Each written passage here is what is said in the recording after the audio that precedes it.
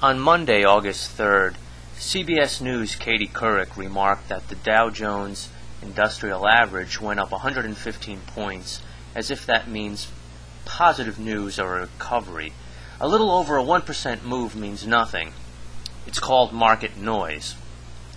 Her fellow CBS colleague then comments that the NASDAQ index is over 2,000 and the S&P 500 index was as low as 666 in March.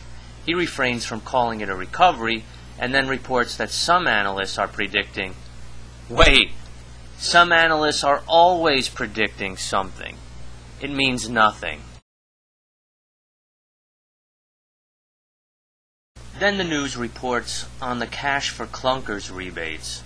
I've got news for you. People aren't turning in Japanese cars.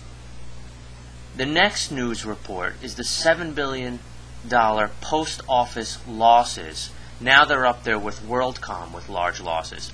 And the possible closing of hundreds of post office locations. I still can't figure out why the Postal Service wastes money advertising on TV.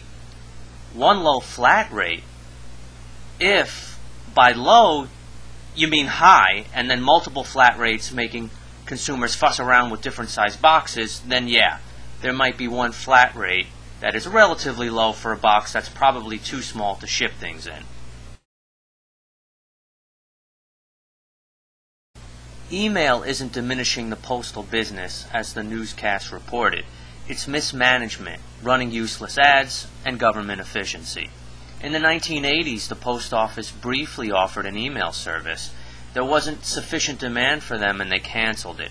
If they would have gave the email addresses away for free and charged the advertisers instead of the consumer, they could have had a business on the digital side. So where's the broad economic recovery? A contact of mine commented last week about his surprise regarding some of the large and/or record profits for some of the large Wall Street investment firms. He remarked that maybe they would be hiring and that could spark a slow recovery. What if those profits were boosted by special arrangements and it has no bearing on translating to jobs? What happens on Wall Street does not significantly translate to the average family on Main Street. He hadn't considered a jobless recovery. For all the speculation about protracted contractions or recoveries, it does nothing to address the most overlooked issue. There is some natural stability built into the system. Rich people still want to be rich, so I don't fear any sort of collapse. And returning back to the newscast, the CBS News evening graphics seem to be decent, but the problem CBS has is that during the week they aired an ad for the 11 o'clock news by announcing, "Is there a hidden ingredient in your food that's making you overweight? Tune in at 11. They ran that ad at least 3 times.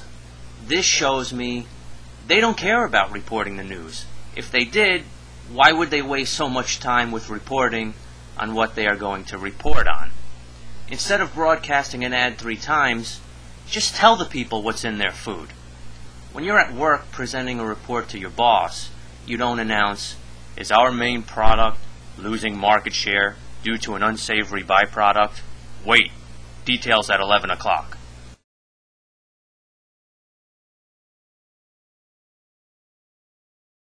Of course, CBS isn't the only one. On Sunday at 11 o'clock at night, WPIX broadcast an update to the helicopter plane crash. Here was the update. 7 bodies have been recovered from the water. Their names have not been released. Then they cut to footage from earlier in the afternoon where they show a guy at the harbor who said he saw the rescue team recover bodies from the water. Then the newscast follows with a 2-minute or so segment discussing everything they've already reported. So 95% of the WPIX update isn't actually an update, but a repeat. This is what happens when I go to someone's house and they have a TV. I attempted to explain to the news watcher that he could get 100 world headlines within one screen on a computer. Earlier, I had touched the remote and looked for some independent coverage to show him on his TV by looking for France 24. He was upset that I changed the channel. His concern was that returning to his channel on a digital TV was going to be complicated. He acted as if I was the kind of person that sprinkles water on the toilet seat when they ask to use the bathroom. We're out of time. Join us next time on Expert Professional Advice.